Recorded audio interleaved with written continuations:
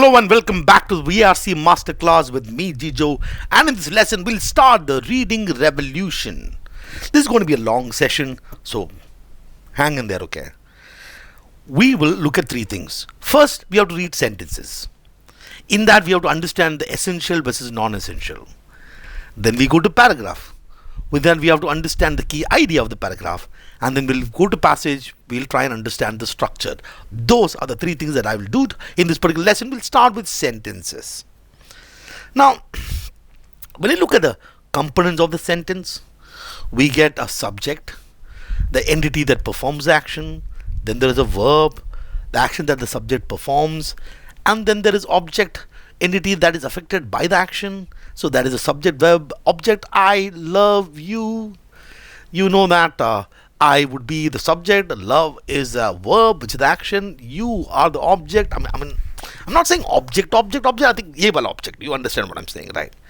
But then you have all these modifiers, which can provide additional information, clarify, limit, emphasize, give a little more detail. I love you endlessly. I, the best human being in this planet, loves you. Love you, sorry. So we can add these modifiers.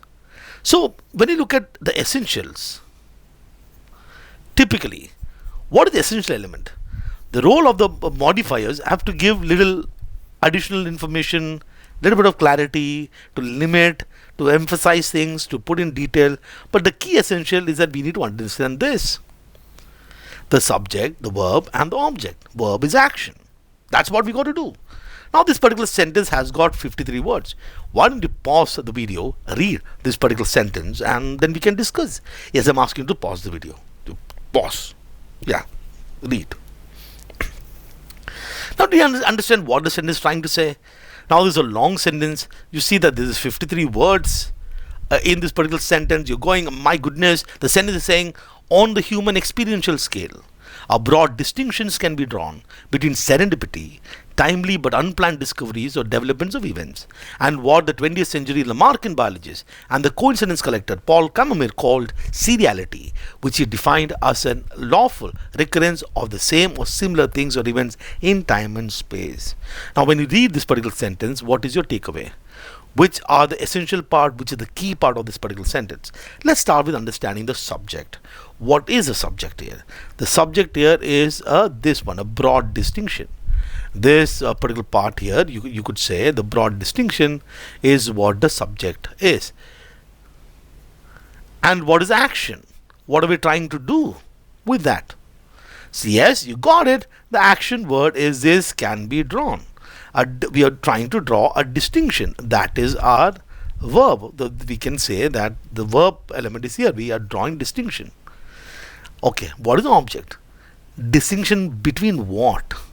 Yes, distinction between one term is serendipity and seriality.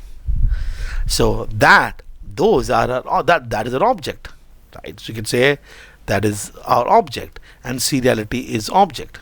Now if I want to write this sentence, the sentence, key element of the sentence is this. I can say a broad distinction can be drawn between serendipity and seriality. But there are a lot of other elements here. What is this saying? On a human experiential scale, what is this trying to modify? This is trying to modify this, giving little bit of context on what scale are we trying to draw. Okay, so that is, we are drawing, human experiential scale. Fair enough. And these dash, right? So these long dash, these are called M dash. The things between M dash usually adds on little more about something that is mentioned. So if you look at this particular part, which is timely but unplanned discoveries or development of events. These are timely but unplanned discoveries on events. What is this doing? This is trying to define what serendipity is. This is defining serendipity. That is a part. And you've got a little more context. What the 20th century Lamarckian biologist and the coincidence collector Paul Kammerer called. So this is giving an introduction to seriality. Now, the fact that this particular person, if the person would have been very, very important, and I'm sure that the author would not put that particular person in the modifier, would have made that person hero. So it's called seriality. And then what is this is giving introduces seriality to us. And what is this part saying? This part saying which is defined. So, sorry, let's take a different color. We are going with black, which is defined as a lawful recurrence of the same and similar things that even in time and space. That is defining what seriality is. So at the end of the day, this particular sentence, our takeaway is this. I'm not asking you not to read the rest, but I need to understand what the key thing is. The other thing that I have to do is read in chunks. I mean, it's not about reading slowly. I mean, you can't read slowly and understand things. You can't read like this on the human. You can't read fast. On the human, you have to read at the pace of a comprehension of chunk and read. On the human experiential scale, a broad distinction can be drawn between serendipity, timely but unplanned discoveries of developmental events, and what the 20th century Lamarckian biologist and coincidence collector Paul Kammerer called seriality, which is defined as a lawful recurrence of the same or similar things or event in time and space. So when you see that, at the end of the day, this is what the sentence is trying to say. If you understood this, you tell me what do you understand from this particular sentence. Pause, read. Alright. This says the universal grammar hypothesis is an action. It's like being. So you have the subject that is mentioned, which is our universal grammar hypothesis. And universal grammar hypothesis is something. What is it? Is that human languages, as superficially diverse as they are, share some fundamental similarities and are attributable to innate principle unique to language, that deep down there is only one human language. So I mean you could probably read this part and say that I understand what's going on here. The universal grammar hypothesis is essentially saying that there is basically one language, and other thing that is mentioned here. Okay, so A, it is innate, it is inbuilt. It's even if they are diverse, even if languages are very diverse, they have got similarities, and there are innate principle which is unique to language, that deep down there is only one human language. So if I were to understand this particular sentence, the universal grammar hypothesis is essentially saying that there is only one human language. The reason why there is only one human language is because of all the similarities that exist. Got it? What if I give the sentence like this? Pause the video and tell me what this sentence is trying to say. Right. What you see, you can see M dash. So something has been put, something has been put within the M dash. What has been put within the M dash? Which is that part. The idea that human languages, as superficially diverse as they are, share some fundamental similarities, and that these are attributable to innate principle unique to language, that deep down there is only one human language. Now what is this part now doing? Is no longer has become the hero of the sentence, is modifying and defining what is universal grammar hypothesis. But the sentence is, this is the hero, the universal grammar hypothesis. Now it goes on to say the action word is has generated. That's an action word here. It has generated what? It has generated an enormous amount of interest in all these areas: linguistics, psychology, philosophy, and other social and cognitive sciences. So the purpose of this particular sentence is to tell us that the fact that universal hypothesis has generated all this interest. The purpose of that sentence is to tell us what universal grammar hypothesis is. So depending upon the sentences, I decide when I read to look at what is essential and what is non-essential. And one of the things that you got to do is this idea called chunking. Chunking is the idea that you're grouping things together. For example, imagine how you share your phone numbers. You don't say 9, 2, 4. You say 9, 2, 4, 5, 3, 6, something like that. No, you group things together. You chunk things together. Universal grammar hypothesis. chunk it. And when you're reading this M dash, you read it, but you're kind of okay. So you kept this in mind, and at this point in time, you know that this particular part is talking about something about it. I understand what it's saying. That is only on human language. Okay, fair enough.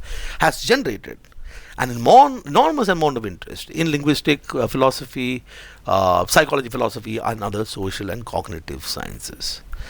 I hope you understand how to read a sentence.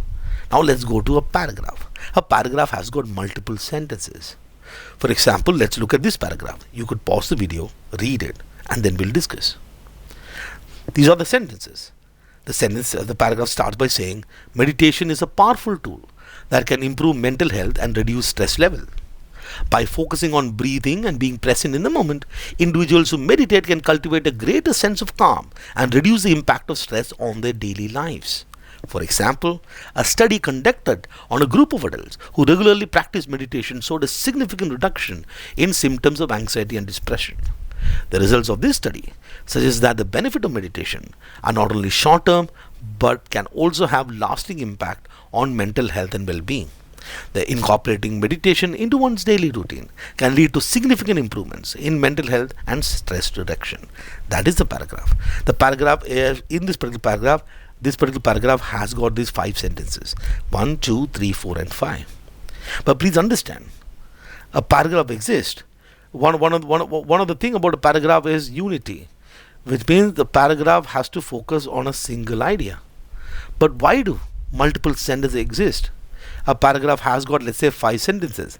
Now, let's say, but each of the sentences may not have same role. So sentence number 1 has a purpose, a function for sentence number 1. There is a function for sentence number 2. There is a function for sentence number 3. Function for sentence number 4. There is a function, particular function for sentence number 5. All of this connected to one idea. And one of the sentence actually will have the idea. Maybe sentence number 1 is what the author making a claim. Sentence number 2 explains the claim. Sentence number 3 gives an example. Sentence number 4 explains that example. Sentence number 5 is a restatement of the claim. There could be a lot of other sort of structures. There is a particular view. Author might say that view is wrong. An author might give the correct view. So whatever it is, you need to understand that this whole thing is, there is not every sentence is equally important for us to get the broad idea of the passage. And getting the broad idea of the passage is key to answer any of the reading comprehension question. So let's look at what is the purpose of sentence number 1. Sentence number 1 start by saying meditation is a powerful tool. And at this point in time, you can use the word of powerful, see that the author is kind of very positive towards meditation. I can also see the author getting involved personally. It's not just giving an information. Author wants to share the author's opinion. They want to say it's a powerful tool that can improve mental health and reduce stress level. 2 things, 2 benefit. Now benefit number 1, improving mental health. Benefit number 2 is reducing stress level. What is it doing? Meditation is doing all that. Once that is where I can understand a claim has been made. Sentence number 1 has made a claim. Now what is sentence number 2 doing? What is the purpose? By focusing on breathing and being present in the moment, individuals meditate, cultivate, get a sense of calm and reduce impact of stress on their daily lives. Then it goes on to say, look, it is reducing the impact of stress, reducing the impact of stress. Right? It's that is helping people to improve their mental health. That is, you can see these ideas echoing. You can see ideas echoing. So the purpose, therefore, of sentence number 2 is to explain a sentence number 1 slightly better. Give more details of sentence number 1. What you have to do, you have to focus on breathing and being present. That's what meditation is, in the moment. By doing certain things, this is the outcome. Alright, what is sentence number 3 saying? Sentence number 3 uses this word for example, which gives me a clear indication that sentence number 3 is now giving an example to give further justification. Providing an example to do what? To further justify the point that the author has made, that meditation is a powerful tool. Example, a study conducted on a group of adults who regularly practice meditation showed a significant reduction in symptoms of anxiety and depression. Again, reducing stress level, improving mental health by quoting a particular study. And what is sentence number 4 doing? Sentence number 4 and sentence number 3 is connected together, is saying that what is the result of the study suggesting? The result is suggesting what? Suggesting the benefits of meditation is not only long term but lasting impact on mental health and well-being. Again, coming back and saying that improving mental health, reflecting on providing more justification, the claim has already been made. And then the last sentence, incorporate meditation to one's daily routine can lead to significant improvement in mental health and stress reduction. You can actually see this is merely a restatement of the claim that is being made. So which is the key idea? The key idea is this: meditation, amazing. Mental health improves. Stress reduces. This is a point that is being made. Now, can I take this idea out whenever I read a particular paragraph? At the end of reading the paragraph, can I take this idea out and write this in probably about 6 to 8 words? Either you can retain this key idea in your head or write on as a short note, which I'm going to call doodling. Doodling, I'm not writing for further reference, I'm just writing it so that I just understand it's a process, right? So here that's all there is to it. There is nothing there. So you could actually look at this as a traffic signal which has got red signals, which are the claims, and all these yellow signals, like for example giving a signal that this is an example that is given, and all the greens are all the details that is given, right? So that's how I read. This is what is important for me. This is what I got to retain. I will read this, but I will not retain these ones because these are not the key ideas. When I'm reading a particular paragraph, right, there are multiple sentences. There will be about, I don't know, 150 words. But can I eventually take out 6 to 8 words? Maybe 1, 2, 3, 4, 5 words out. Maybe 6 words out. That captures the essence. Which means knowing what is important is, when you read this, that's important. Let's, for example, look at this example. Now, this particular paragraph is slightly more painful to read, but if you understand the crux of it, you can take out the key information by asking yourself the question: what is the purpose of this particular sentence? Why does the sentence exist? What is the sentence doing? Is it important for me? Or is it just a mere detail? What does the author want to tell us? Is the author want to prove something? Is the author want to inform me something? Is the author want to say that something is wrong? Author want to say something is right? Does the author want to tell me a problem? Does the author want to give me a solution? Does the author want to explain how certain things work? Does the author want to give me some tips? Does the author want to give me advice? What is the author trying to do? So that is the question that you want to ask. So you can pause the video, read it, and then we'll discuss this particular paragraph. Right. So let's read. Present-day philosopher usually envision their discipline as an endeavor that has been since antiquity distinct from and superior to any particular intellectual discipline such as theology or science. Now again, if I chunk it, all this sentence is saying that you have got these present-day philosophers. They have a view. What is the view? Is that what their discipline, which is philosophy, is something that has been since antiquity, sadiyon se, distinct from and superior to. It's different. It's since antiquity, distinct and superior to other intellectual disciplines. So philosophy being superior.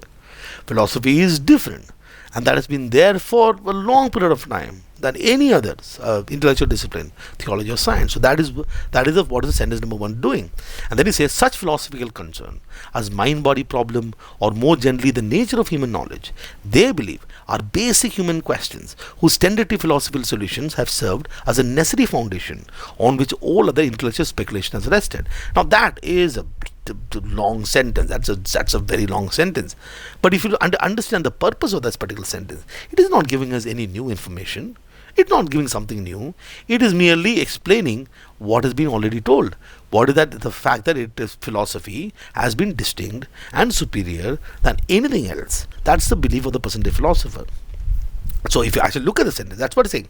Such philosophical concern as, which been given some examples. So this particular part is, let's say, modifying it as what? The mind-body problem, or more generally the nature of human knowledge. Okay, it doesn't matter. They are philosophical concern. Who are they? They, present day philosopher, what are they doing? They have a belief. What do they believe? The belief is usually envisioned. It's the same thing. So that such philosophical concern are basic questions.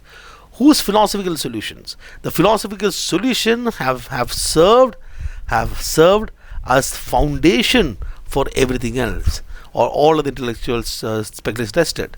So philosophical concern has, whatever the answer the philosophy has given, that has been the solution to everything else. But if you actually look at the role of sentence number 2, the role of sentence number 2 here is to explain sentence number 1.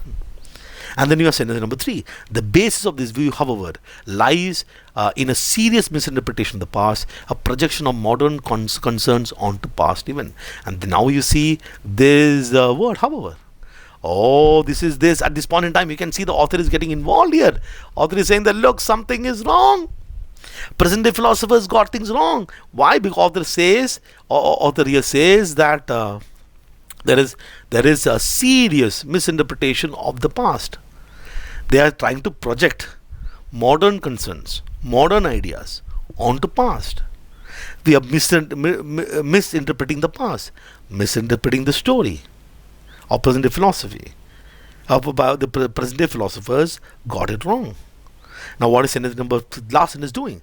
The idea of an autonomous discipline called philosophy, distinct from and sitting in judgment on such pursuit as theology and science, turns out, on close examination, to be of quite recent origin.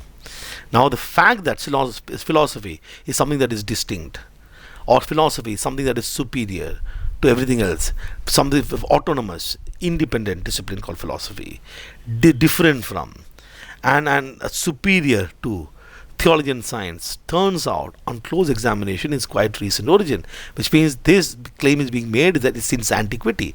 Present day philosopher think is since antiquity. This one is saying that is not the case. So all that is saying, the present day philosopher believe that philosophy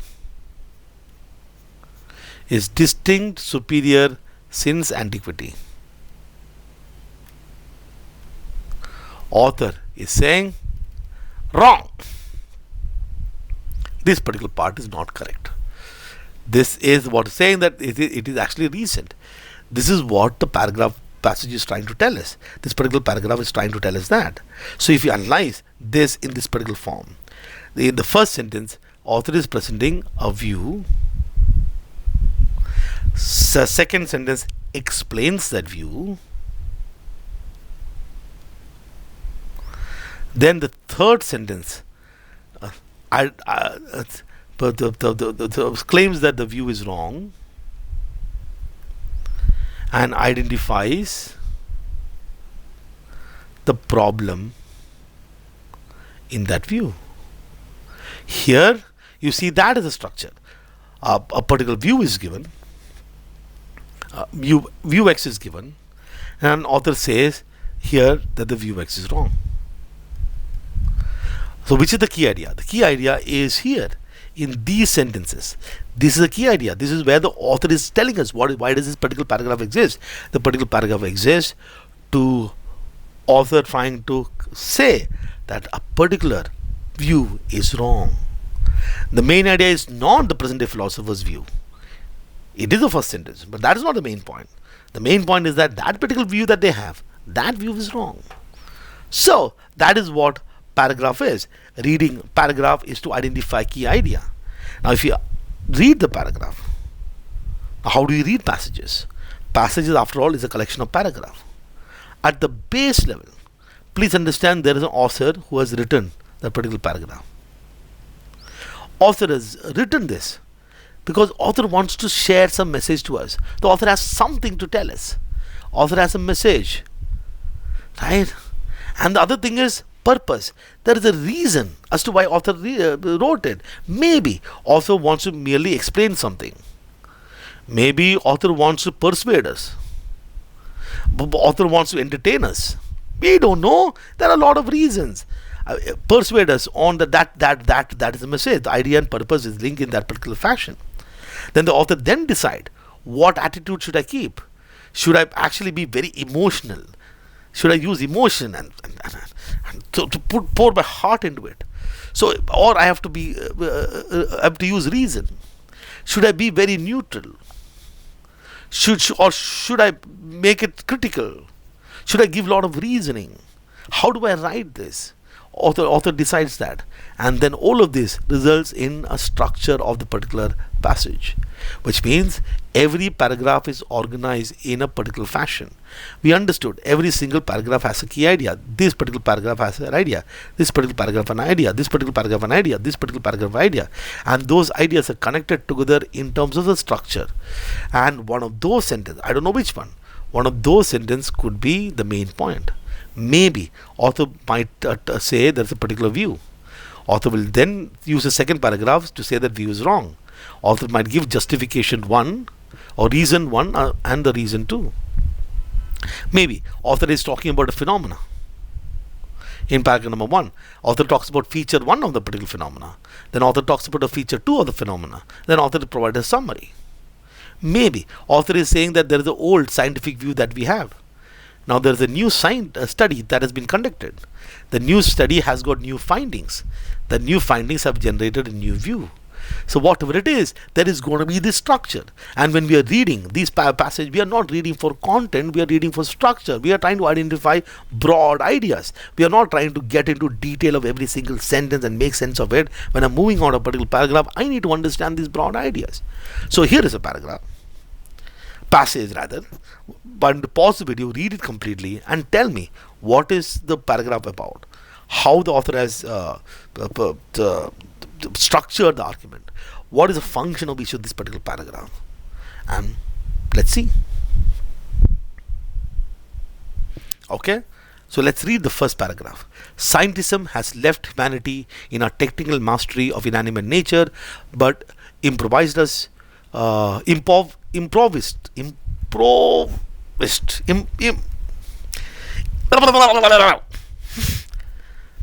want to edit any of this video. Whatever. But immersed us in our quest. Every time I read this, I mess up this word. It's not improvised. How do you pronounce this?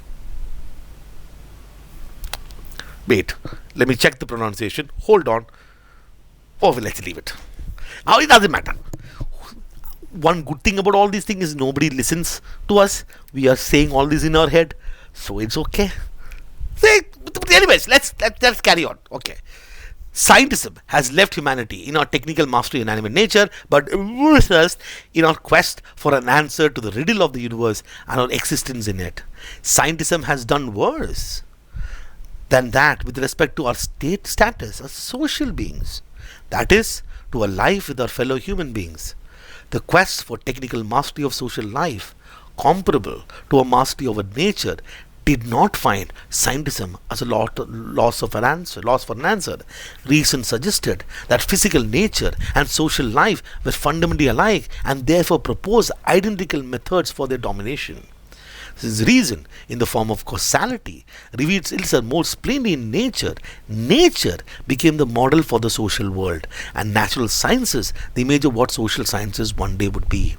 According to scientism, there was only one truth, the truth of science, and by knowing it, humanity would know all. This was, however, a fallacious argument. Its universal acceptance initiated intellectual movement and a political technique which retarded rather than furthered human mastery in social world. I think that here itself you could see the author, you could feel the author.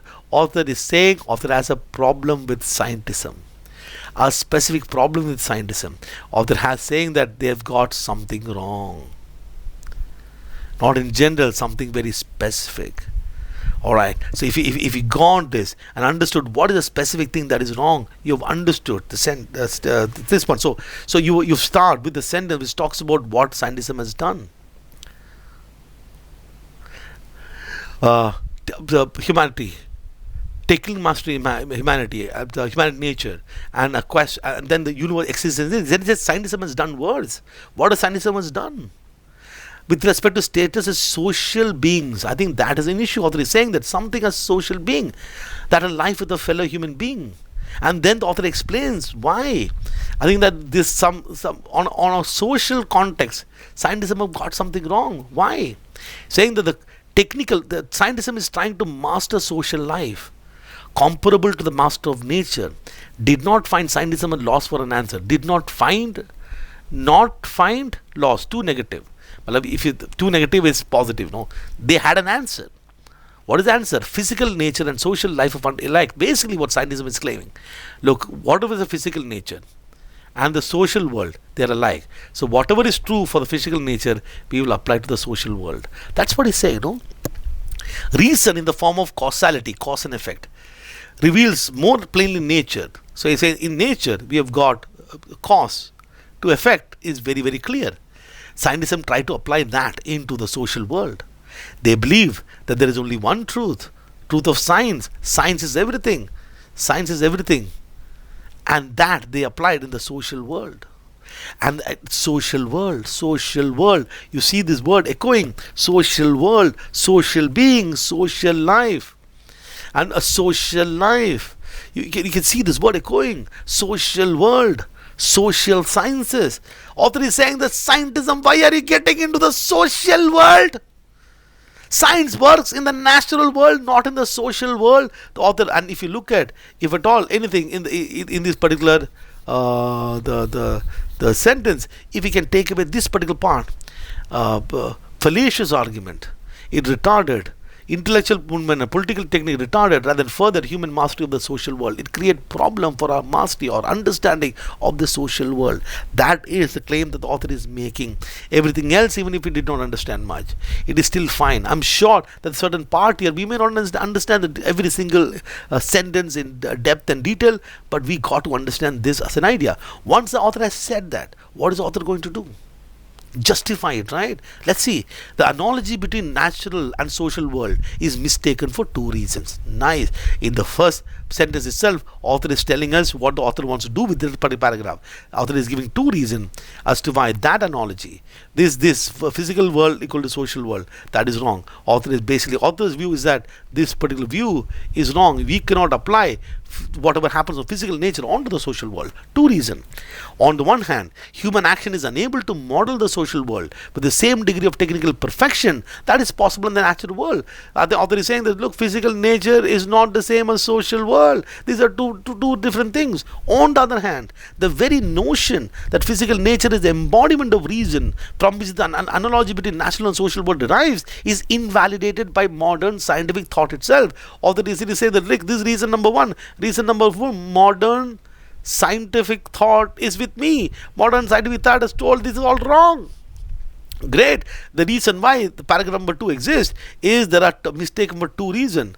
One, there is no degree of perfection, and the modern scientific thought itself is saying that science is not the embodiment of reason. Okay. Alright. Now what is paragraph number 3 doing? Physical nature, as seen by practitioner of science, consists of multitude of isolated facts over which human action has complete control. We know that water boils at a temperature of 212 degrees Fahrenheit, and by exposing water to this temperature, we can make water boil, make it boil at will. All practical knowledge of physical nature and control over it essentially of the same kind. Scientism proposes the same kind of knowledge and control held true for the social world. Again, author is merely going back and explaining this. No, he's saying that look, in physical nature we can control, and they try to apply that in the social world. If you want to boil water, keep 100 degrees Celsius, it's going to boil.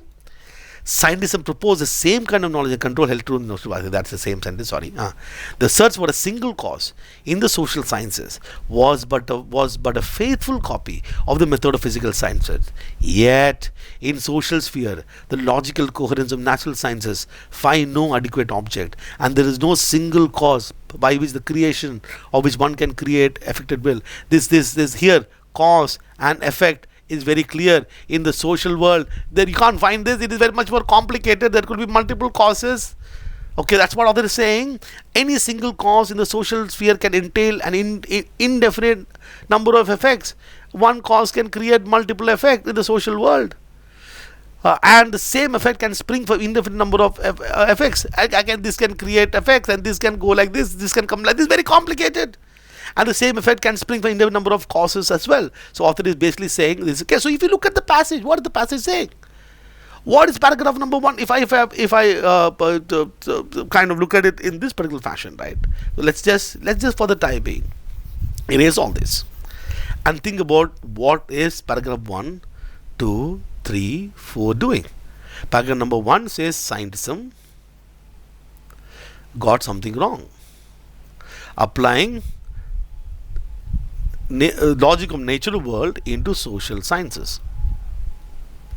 This is wrong. Author is saying that social world is not the same as natural physical nature is not the same as social world. This is paragraph number 2. Author gives an example of water. Say that physical world we can have control. In the social world we cannot have control of cause and effect. You can control cause to effect. Here we cannot control cause to effect. That is why you can't apply what happens on the natural world onto the social world. This is the idea. So out of which you see that now you see a structure. Here is the main point. This is the main point. And 2, 3 and 4 is supporting that main point. So the entire paragraph roll here, the entire paragraph roll here, this whole paragraph roll here, all this paragraph roll here is essentially supporting and justifying the claim that is made here, which is say that it's fallacious argument. And author is now saying that why the argument is wrong. What is wrong with the social science argument? That's how you read. Now, what is a recap? Is that you have to understand in the sentence, within a sentence, try and gather the crux, essential of a sentence. Within a paragraph, try and gather the key idea of the paragraph. When you read a passage, try and gather the broad story, the structure. At the end of the day, everything is about understanding what is essential for my understanding of the story and what are non-essential. When I watch a movie, I don't remember every single detail. I mean, there's suddenly a song happens. We don't sit and say, Acha, what are the lyrics of this song? We don't do that. I mean, we can do that. This is a skill that you already have. It's just that probably while you're doing, while you're sort of reading passages, you have to probably consciously do it for few times, and then automatically these skills you'll always have. When you read something, you read for structure, not for content. You read the content to identify the structure. You're not going to remember everything. You don't have to. You have to just remember the broad ideas. I hope this made sense. I'll see you in the next lesson. Bye bye.